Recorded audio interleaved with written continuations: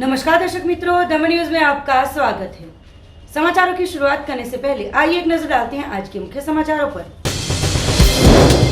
वलसाड़ जिले के 7 संघ प्रदेशों में बड़े ही धूमधाम के साथ मनाया गया रामनवमी का पर्व।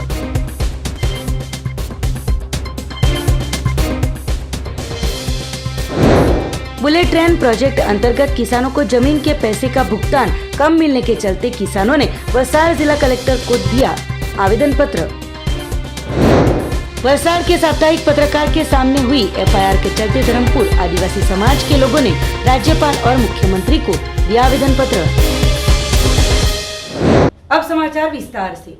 संघ प्रदेश दादरा नगर हवेली में रामनवमी पर्व को लेकर पूरा दादरा नगर हवेली बना था राममय। पूर्व सांसद और नगर पालिका अध्यक्ष ने श्री राम शोभा यात्रा का करवाया था प्रस्थान।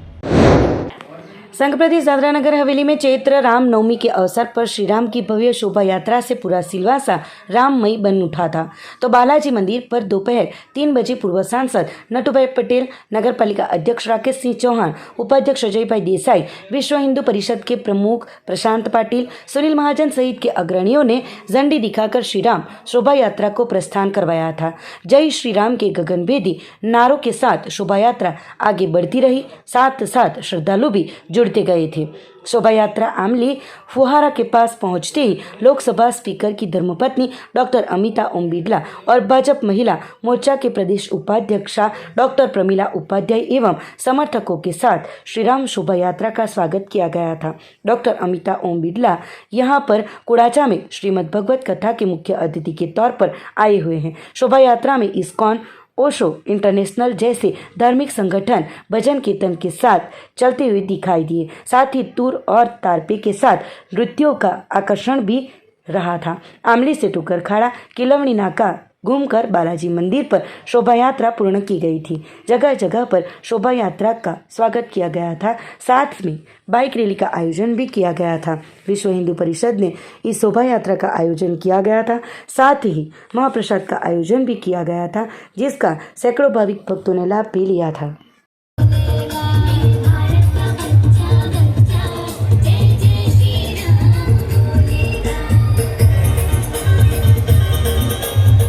संघ प्रदेश दादरा नगर हवेली के रखोली में आए जलाराम मंदिर में रामनवमी पर्व को बड़ी ही धूमधाम के साथ मनाया गया। संघ प्रदेश दादरा नगर हवेली के रखोली 3 रास्ते पर आए जलाराम बापा मंदिर में रामनवमी पर्व को बड़ी ही धूमधाम से मनाया गया। मंदिर में पूजा करने के लिए सुबह से ही श्रद्धालु भक्तजन पहुंचे थे। दोपहर 12 बजे आरती में अग्रणी आशीष भाई ठक्कर और धर्मेश भाई ठक्कर भी शामिल हुए थे। लोक मंगल की कामना के साथ आरती और पूजा की गई थी। 12:30 बजे महाप्रसाद का आयोजन भी किया गया हो। सैकड़ों भाविक भक्तों ने महाप्रसाद का लाभ लिया था। रामनवमी पर पहली बार रखोली जलाराम मंदिर में बाइक रैली का आयोजन भी किया गया था और पूरा माहौल जय श्री राम के नाद से भक्तिमय बन गया था। रामनवमी उत्सव के कर्णधार आशीष ठक्कर और धर्मेश ठक्कर ने बातचीत में बताया कि अयोध्या में श्री राम मंदिर के निर्माण के श्री गणेश हो चुके हैं, तो इस साल रामनवमी पर्व का अनोखा महत्व है।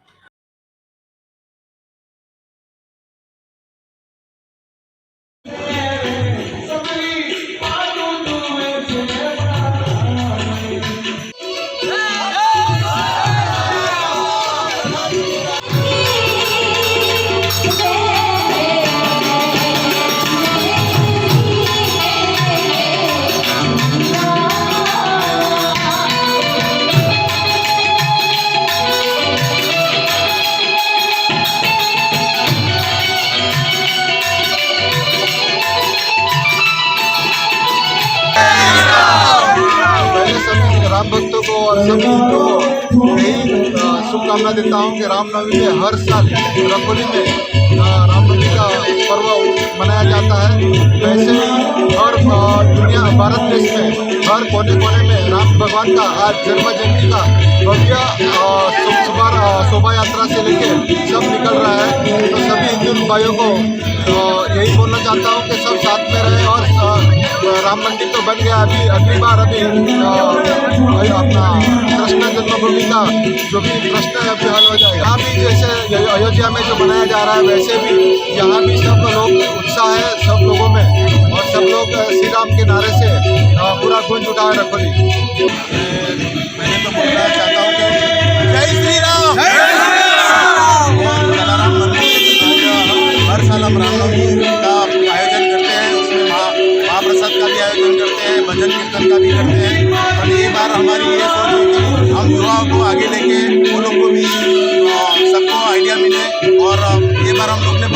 का बड़ा आयोजन किया है और यहाँ से हम कराड़ से लेके साइली और रंगोली से लेकर वहाँ फिर वापस हम यहाँ ये मंदिर पे हम लोग आएंगे और सब युवा को भी मालूम पड़ना चाहिए कि ये राम जन्मभूमि का जो अयोध्या में मंदिर बनाया जा रहा है उसके बाद का ये पहला रामनवमी है जो हम एकदम हर्षोल्लास से हम लोग कर रहे हैं।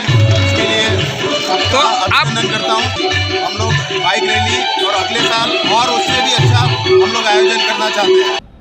दादरा नगर हवेली के साइली साई मंदिर में भव्य पाटोत्सव के साथ रामनवमी का त्योहार हर्षोल्लास के साथ मनाया गया। सांसद कलाबेन डेलकर ने पूजा अर्चना करके लोक मंगल की कामना। संघ प्रदेश दादरा नगर हवेली के साइली स्थित साईं बाबा मंदिर के चौथे पाटोत्सव एवं रामनवमी पर्व को बड़े ही हर्षोल्लास के साथ मनाया गया था। साईं बाबा मंदिर समिति के अध्यक्ष मागूभाई पटेल के घर के पास से पालकी यात्रा निकाली गई थी। साइली के विविध क्षेत्रों में घूमकर साईं मंदिर पर पहुंची पालकी यात्रा को पूर्ण किया गया था। सांसद कलाबेन डेलकर ने भी साईं मंदिर के पाटोत्सव एवं रामनवमी पर्व में शामिल होकर पूजा अर्चना के साथ लोक मंगल की कामना की थी। शाम को भजन संध्या एवं महाप्रसाद का आयोजन भी किया गया था, जिसका भाविक भक्तों ने लाभ लिया था। इस अवसर पर मधुभाई पटेल, शैलेश भाई और मंदिर कमेटी ने मिलकर दोनों उत्सवों को सफल बनाया था। नमस्कार नमस्करोमि च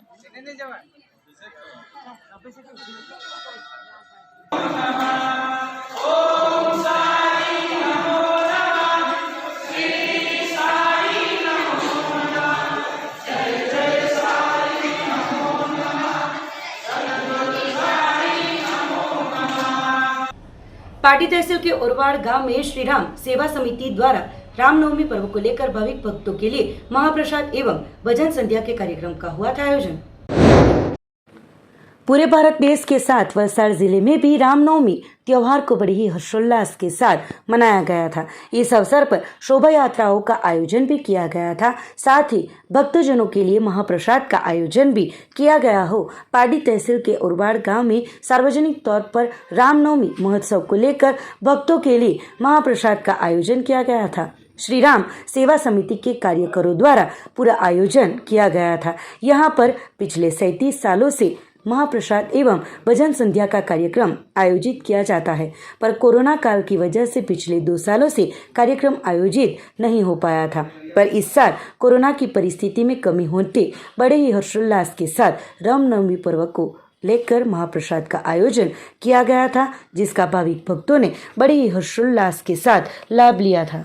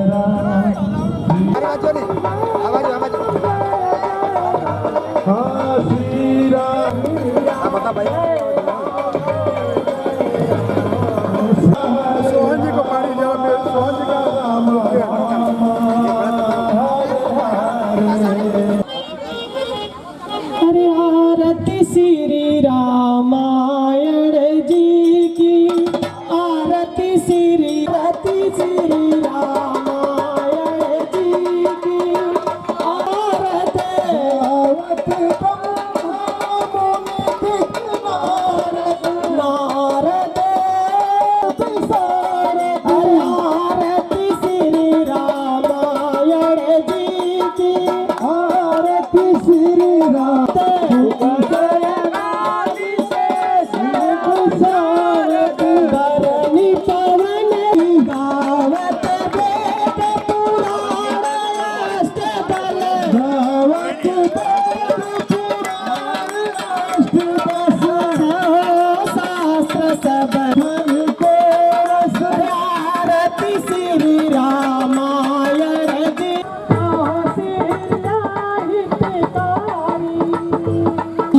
આજે રામનવમી 3.5 સુરતથી રામનવમીની ઉજવણી કરીએ છીએ।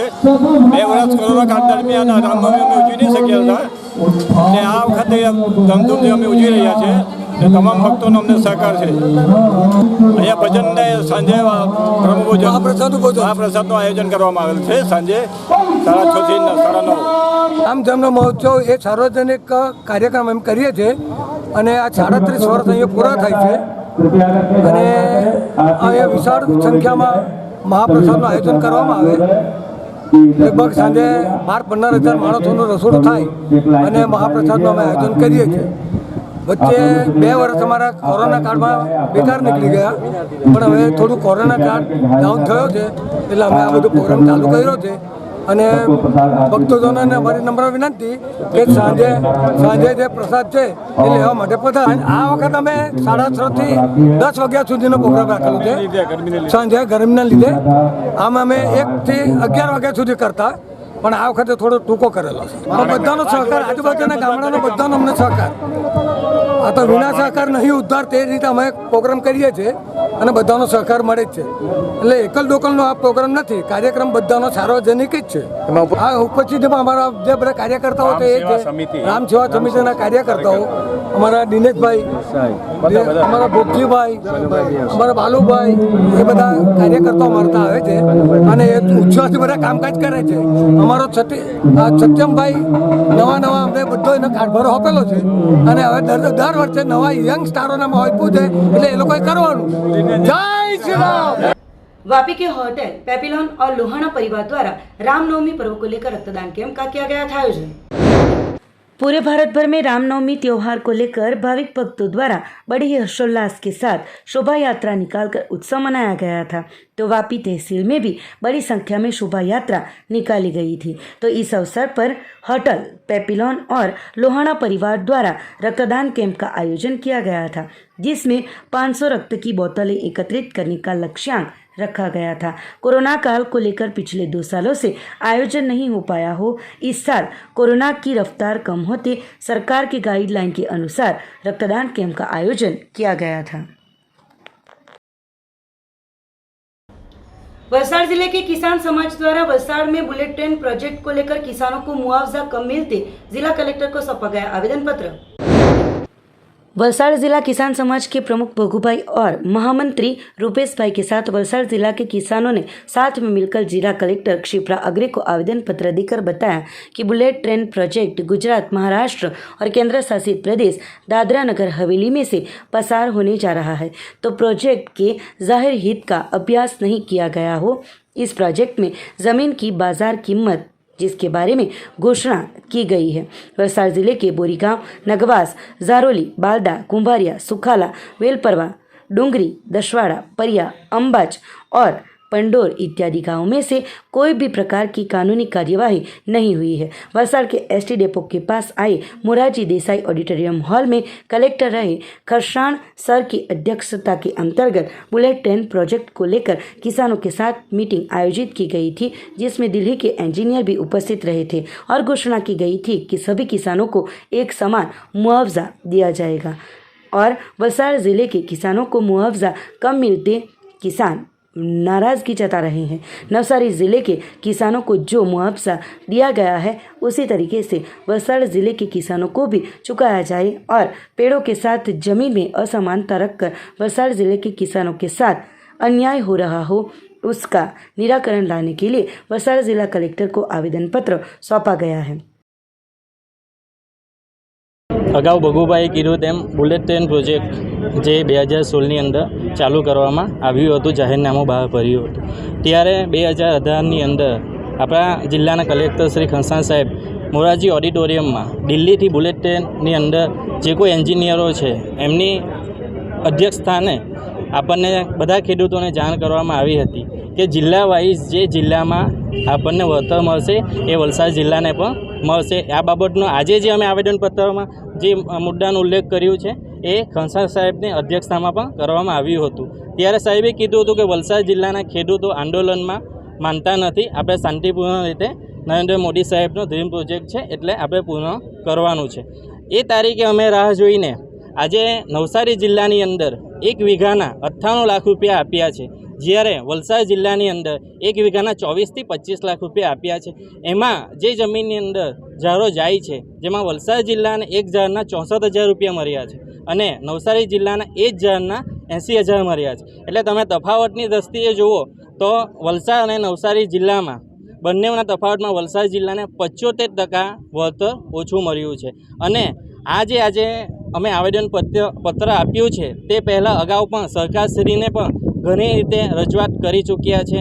આપણા નીતિનભાઈ ગડકરી સાહેબને રજૂઆત કરી છે, આપણા રેલવે મંત્રી દર્શનાબેન જરદોશને, આપણા અધ્યક્ષ શ્રી ભાજપ પ્રદેશ CR પાટીલ સાહેબને, ભૂપેન્દ્ર પટેલ સાહેબ, અગાઉના મુખ્યમંત્રી શ્રી વિજયભાઈ રૂપાણી સાહેબને પણ આ બાબતે અમે આવેદનપત્ર આપ્યું નથી પણ જાણ લેખિત કરી છે। તો એ બાબતે આજે અમે બધા ખેડૂતો આખો વલસાડ જિલ્લામાં જે 5 તાલુકા આવે છે, 5 તાલુકાના ખેડૂતો ભેગા થઈને આજે કલેક્ટરશ્રીને આવેદનપત્ર આપ્યું છે। વલસાડ જિલ્લો એ આમ ગુજરાતમાં એક ફળદ્રુપ જિલ્લો છે, ફૂલ્લી કમાન્ડ એરિયો છે અને ઇરિગેટેડ વિસ્તાર છે અને વલસાડ જિલ્લામાં fruits and vegetable export zone તરીકે ડિક્લેર કરેલો છે, ગ્રીન બેલ્ટ તરીકે પણ ડિક્લેર કર્યો છે।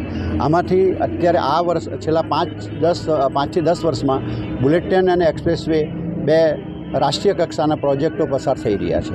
એ પ્રોજેક્ટોમાં ઝાડો પુષ્કળ જાય છે, ખેડૂતોની જમીન જાય છે અને જે વળતર ચૂકવવું જોઈએ એમાં પુષ્કળ અસમાનતા રહી છે।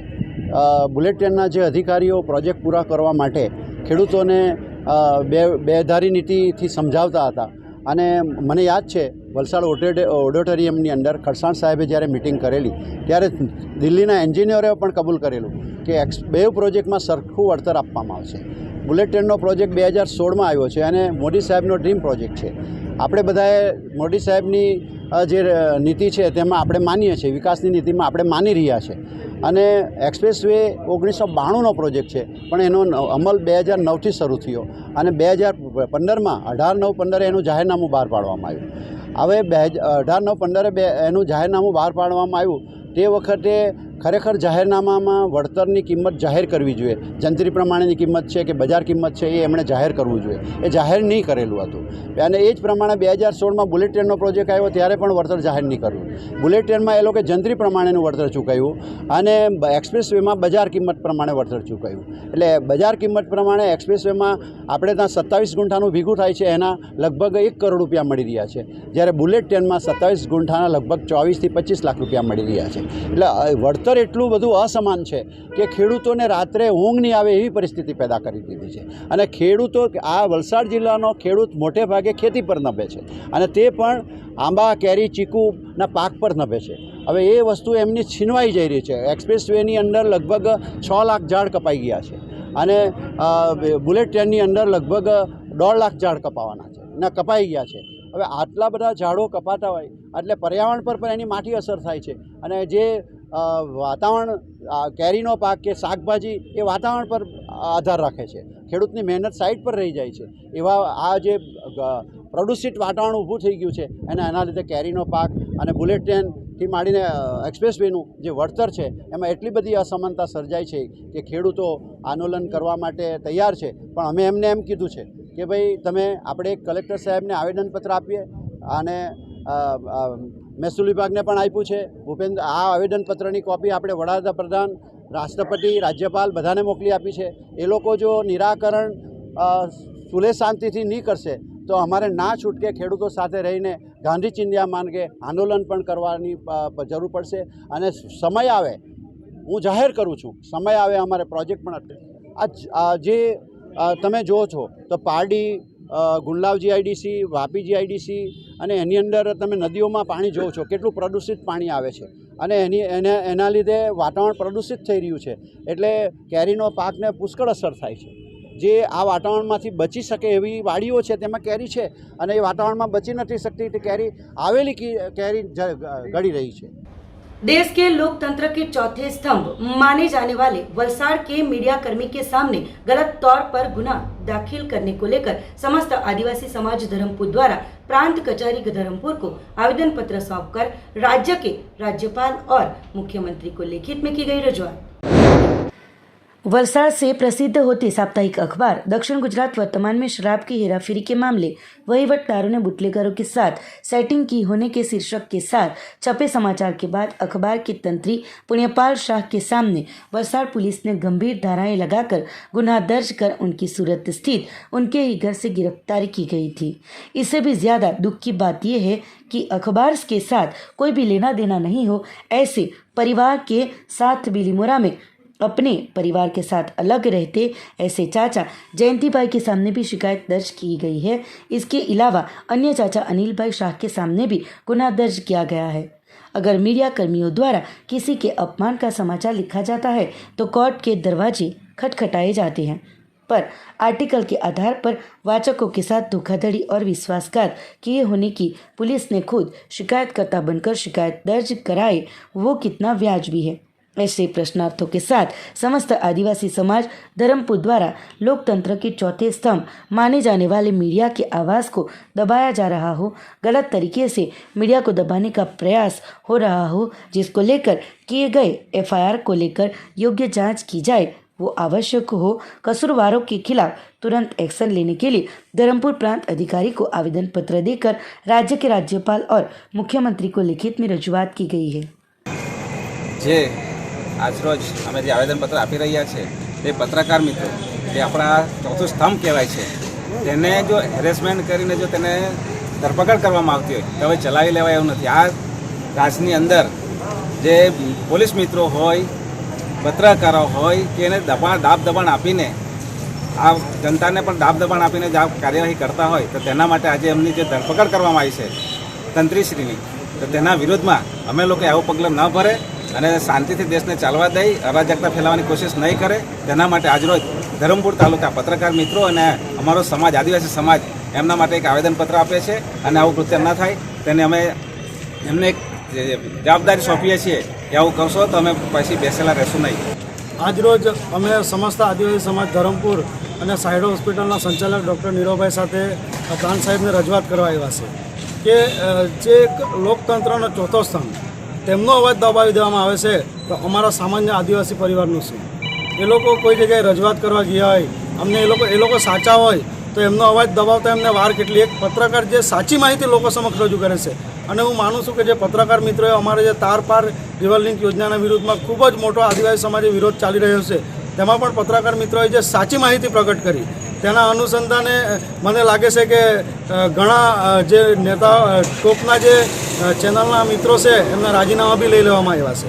પરંતુ આદિવાસી સમાજ હવે ભણેલો ગણેલો છે, બધું જ સમજે છે, જેથી અમે વિનંતી અને ચેતવણી આપીએ છીએ કે જે લોકતંત્રનો ચોથો સ્તંભ છે એને દબાવવાનું બંધ કરે, નહીં તો સમય આવતા આદિવાસી સમાજ રસ્તા પર ઉતરતા પણ અટકાશે। અત્યારે થોડા દિવસ પહેલાં પલ્લવભાઈ શાહ દક્ષિણ ગુજરાત વર્તમાનના જે તંત્રી એમની જે ધરપકડ કરી એમને જે જેલમાં પૂરવાની કાર્યવાહી કરવામાં આવી જે સદંતર અયોગ્ય છે અને આ એક પોલીસ તંત્ર દ્વારા એ સામાન્ય એટલે પત્રકારોથી લઈને સામાન્ય નાગરિકોનું આ એક દમન જ છે, જેનો અમે આદિવાસી સમાજ જ નહીં તમામ સામાન્ય માણસો આનો વિરોધ કરે છે અને વહેલામાં વહેલી તકે એમને ન્યાય મળવો જોઈએ એવી અમારી માંગણી છે। આ હેતુથી અમે કલ્પેશભાઈ, કમલેશભાઈ, હેમંતભાઈ તેમજ ઉત્તમ બધા આગેવાનો સાથે અહીં આવેદનપત્ર આપવા આવ્યા છે પ્રાંત સાહેબને, અને અમારી માંગણી એક જ છે કે જે તટસ્થ અવાજ, નિષ્પક્ષ અવાજ છે તે તમામ મીડિયામાં જે અવાજ આવે છે લોકોની વેદનાઓનો, વાચાઓનો, તે રજૂ થવો જ જોઈએ, એના પર કોઈ પણ હનન ન થવું જોઈએ એવી અમારી માંગણી છે। અને હંમેશા અમે પત્રકારોની સાથે રહ્યા છે, કારણ કે પત્રકારો પણ નિષ્પક્ષ અને સાચા માણસો સાથે રહ્યા છે, તો અમે પણ પત્રકારો સાથે જ છીએ અને અમારો સંપૂર્ણ ટેકો છે અને ભવિષ્યમાં જ્યારે પણ કંઈ પણ જરૂર પડશે ત્યારે અમે ઉભેલા રહીશું એની ખાતરી આપીએ છીએ। જય आदिवासी, जोहार। दादरा नगर हवेली में श्रीमद् भगवत कथा का आनंद ले रहे लोकसभा स्पीकर के पत्नी ने दादरा नगर हवेली के माहेश्वरी महिला मंडल की निःशुल्क भोजन सेवा की सराहना। संघ प्रदेश दादरा नगर हवेली में लोकसभा स्पीकर ओम बिरला की धर्मपत्नी डॉक्टर अमिता बिरला ने माहेश्वरी महिला मंडल के निःशुल्क भोजन की सेवा की तारीफ की है। डॉक्टर अमिता ने श्री विनोबा भावे सिविल अस्पताल में पहुंचकर माहेश्वरी महिला मंडल द्वारा मरीजों के परिजनों को 9 सालों से दे रहे निःशुल्क भोजन सेवा को देखते हुए इस सेवा को सराहा था। डॉक्टर अमिता बिरला ने उत्साहित होकर माहेश्वरी महिला मंडल के बहनों के साथ भोजन का लाभ लिया था। अमिता बिरलानी ने कहा कि आज इस तरीके से माहेश्वरी समाज की बहनें हमारे राजस्थान में भी लोगों को निःशुल्क भोजन देकर सेवाकीय काम कर रहे हैं। अस्पताल में स्वास्थ्य नियामक डॉक्टर वी.के. दास ने टीम के साथ अमिता बिडला का स्वागत किया था। माहेश्वरी महिला मंडल के प्रमुख अनीता लहोटिया अपनी टीम के साथ इस अवसर पर मौजूद रहे थे।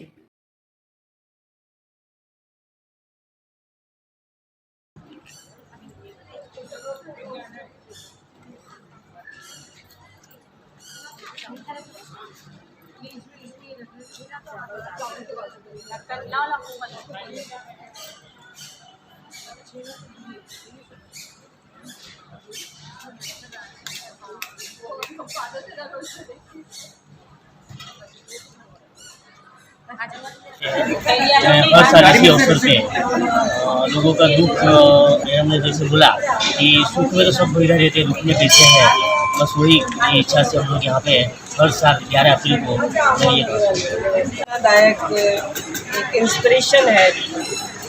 और जिस तरह से महिला संगठन एक कार्य कर रहा है, अगर हर जिले में हर अस्पताल में, वैसे तो माहेश्वरी समाज का मैंने देखा ही है, हमारे कोटा शहर में भी इस तरह के निःशुल्क भोजन की व्यवस्था है और ये बहुत ही अच्छा कार्य है, उम्मीद कार्य है और इस तरह के कार्य चलते ही रहने चाहिए।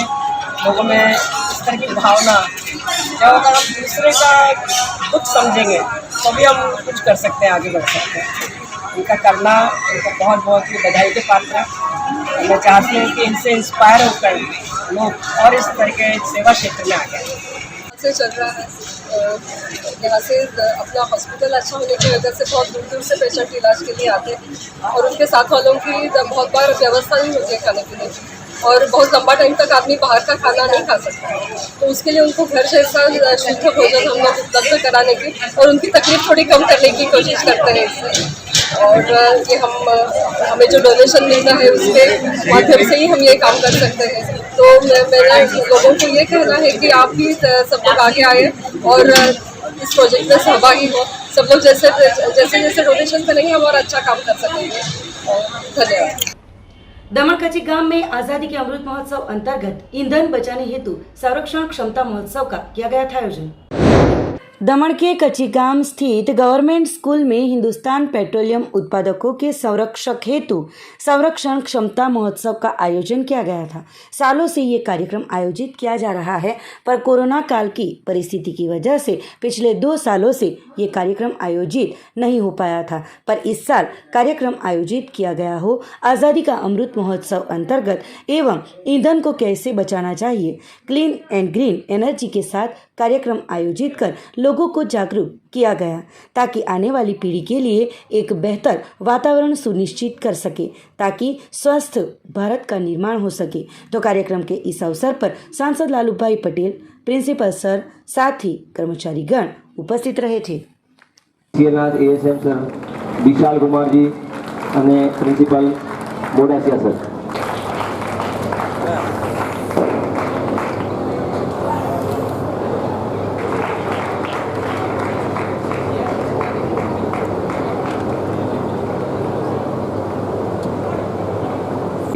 લાલુભાઈ પટેલ આપણા કાયમ અહીંના તમામ રહીશો માટે માર્ગદર્શક છે।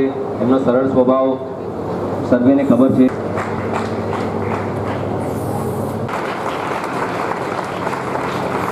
रमेश भाई पेट्रोलियम कॉर्पोरेशन लिमिटेड में डीजीएम के पद पर स्थापित हूँ। जैसा कि आप समझ रहे हैं, नाम हिंदुस्तान पेट्रोलियम है कंपनी का। पेट्रोलियम मतलब एक ऊर्जा, ईंधन फ्यूल जो है उसके बारे में है। और ये सक्षम जो है कार्यक्रम बेसिकली ये हर साल हम मनाते हैं। इसको फरवरी में नॉर्मली मनाया जाता है, जनवरी से फरवरी में, लेकिन कोविड के चलते इसको इस बार हमने शिफ्ट करके अप्रैल में किया है।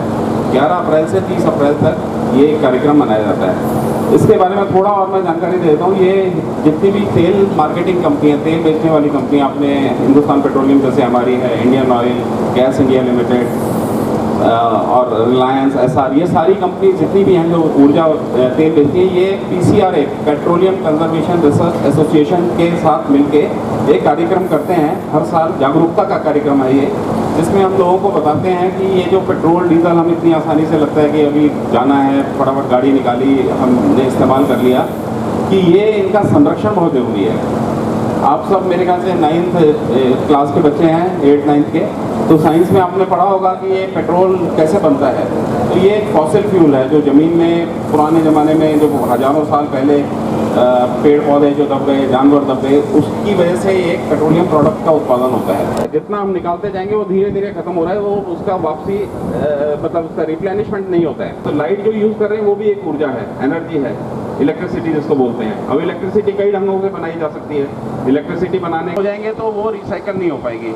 30% जो एनर्जी है वो हम हाइड्रो इलेक्ट्रिक से यूज़ कर रहे हैं। हाइड्रो इलेक्ट्रिक मतलब जो पानी को हमेशा रहने वाले नहीं है। हमने बहुत इस्तेमाल कर लिया हमारी जनरेशन ने। अब आपकी जनरेशन जो आ रही है, बच्चे, हो सकता है आपके बच्चों के लिए और किल्लत हो, ये प्रोडक्ट उतने आसानी से ना बंद कर दीजिए तो उतनी देर तक तेल कम खर्च होगा। किचन में आप देखते हैं मम्मी अगर कोई काम कर रही है, देख रहे हैं कि गैस सिम पे चली है और तो यूटिलिटी खत्म हो जाती है, तो उसी समय आप बता दें कि मम्मी गैस जल रही है, मैं गैस बंद कर देती हूँ, पानी गर्म हो गया। गीज़र कई बार हम जला छोड़ दो, हाइड्रो इलेक्ट्रिसिटी से सिर्फ 30% ही होता है। तो वो सारा हम संसाधन जो खर्च कर रहे हैं वो हमारे लिए भी कम हो रहे हैं और आगे आने वाली जनरेशन। मंदिर पवित्र होता है, लेकिन मंदिर से भी ज़्यादा पवित्र भूमि हमारे बच्चे पढ़ते, वो भूमि से हम लोग आज कार्यक्रम कर रहे हैं। इसके लिए सबने बहुत अच्छा बोला, डीजल पेट्रोल ऊर्जा कैसे बचाने का ये हमारा फर्ज बनता है। आत्मनिर्भर, जैसे हमारे प्रधानमंत्री नरेंद्र भाई मोदी जी भारत देश के वड़ा प्रधान ने बोला था आत्मनिर्भर कहीं जीना चाहिए। रियली अच्छी बात है, ये हम करेंगे तो बहुत हम आगे बढ़ेंगे। अब ये सक्षम प्रोग्राम हमारे प्रधानमंत्री श्री नरेंद्र भाई मोदी और पेट्रोल मंत्रालय से हर साल ये प्रोग्राम करना पड़ता है हमको, और जरूरी है। बच्चे आपको बहुत सीखना मिलेगा इसमें, हमको तो सीखना मिला, लेकिन आपको भी सीखना मिलेगा कैसे जीना, कैसे कम पैसे में कितना जीवन चलाने का, गुजरान चलाने का। ये भी इसमें वो तो लड़ाई का अभी चल रहा है ना, इसके लिए एशिया यूक्रेन में इसके लिए थोड़ा महंगा हो गया, लेकिन हमारी सरकार, मोदी सरकार इसके ऊपर ध्यान दे रही है और उसका कम करेंगे आने वाला समय में। और जैसे हमारे पास एक जीप थी, तभी 1 रुपया लीटर पेट्रोल था, 1 रुपया लीटर, तो तभी सस्ता था, फिर भी हम लोग क्या करता है, कभी ऐसे नीचे जगह ऐसी जाती है ना, कभी चाबी से इंजन बंद कर देता, तभी क्यों हमारी बात थी, ऐसा बंद कर लेता था, कोई जगह ऐसा डरना आती तभी। तो पहले से बचाने का करना चाहिए, फिर हम लोग गियर में डाल के वापस जो ऊपर चढ़ना तो अलग बात है। लेकिन आज भी जो सीधा रोड से भी जाता है तो आज के लोगों की आदत है, आज भी इंजन बंद कर देते हैं। ये परंपरा है, करना चाहिए, कि उसको वेस्टेज क्यों जाने देना, तो हमारा पैसा बढ़ेगा, पोल्यूशन आएगा, तो बहुत अच्छा है, ये करना चाहिए। संरक्षण हेतु सतत प्रयास रहेंगे। आवश्यक इन सीमित साधनों की आपूर्ति। आदर्श नागरिक होने के नाते हम पेट्रोलियम पदार्थों के व्यर्थ उपयोग, ताकि आगे आने वाली पीढ़ियों के लिए एक बेहतर वातावरण धन्यवाद।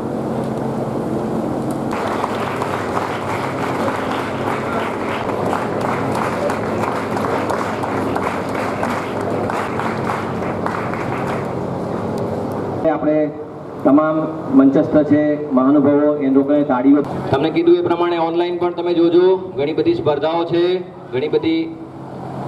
आज का जो कार्यक्रम है ये सक्षम कार्यक्रम इसको हम कहते हैं, और ये हिंदुस्तान पेट्रोलियम कंजर्वेशन PCRA के साथ मिलके हम एक कार्यक्रम करते हैं जिसमें हम लोगों को जागरूक करते हैं कि कैसे ईंधन को हमें बचाना चाहिए।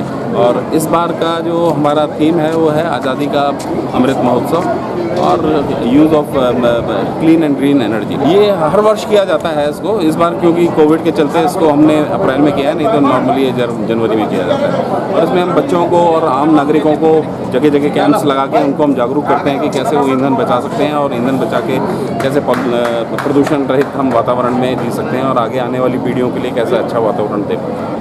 ये अभी यहाँ गवर्नमेंट स्कूल में हमने रखा था कार्यक्रम। और किस किस की उपस्थिति में?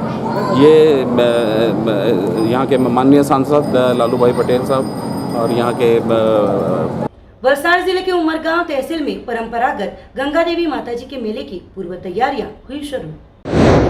वलसाड़ जिले के उमरगांव के परंपरागत गंगा देवी माताजी के मेले की पूर्व तैयारियां शुरू हो चुकी है।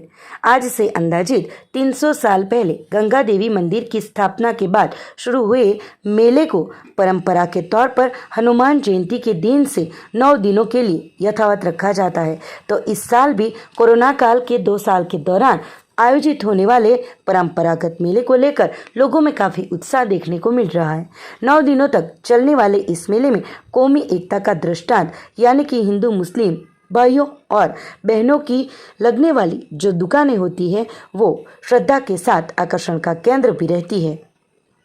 मेला में एक भाई ने छोकरा नहीं थता एमणे मानता मानी अने छोकरा थया छोकरी थई ए छोकरी हमणे 2 वर्ष पहला एक्सपायर थई लगभग 110 वर्ष एटले आ मेळा आ माताजी लगभग 300 वर्ष जूना है अने बधी मानता माताजीओ फरता फरता निकळ्या। एक उमरगाम में गंगा देवी माता भवानी माता पछी खतराड़ में आसन देवी नारगोल में चंद्रिका देवी महालक्ष्मी माता आशागढ़ में संतोषी माता एम बधाए पोतपोतानुं स्थान लई लीधुं।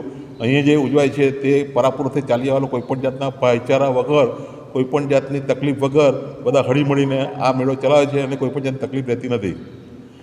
समाचारों के अंत में आइए एक नजर डालते हैं आज के मुख्य समाचारों पर। वलसाड़ जिले के 7 संघ प्रदेशों में बड़े ही धूमधाम के साथ मनाया गया रामनवमी का पर्व।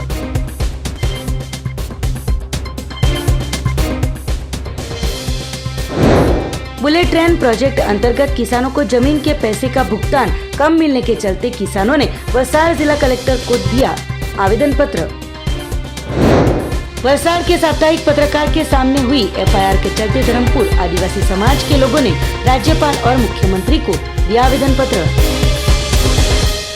तो ये थे अब तक के दमन न्यूज के समाचार। नए समाचार नई घटनाओं के साथ देखते रहिए दमन न्यूज।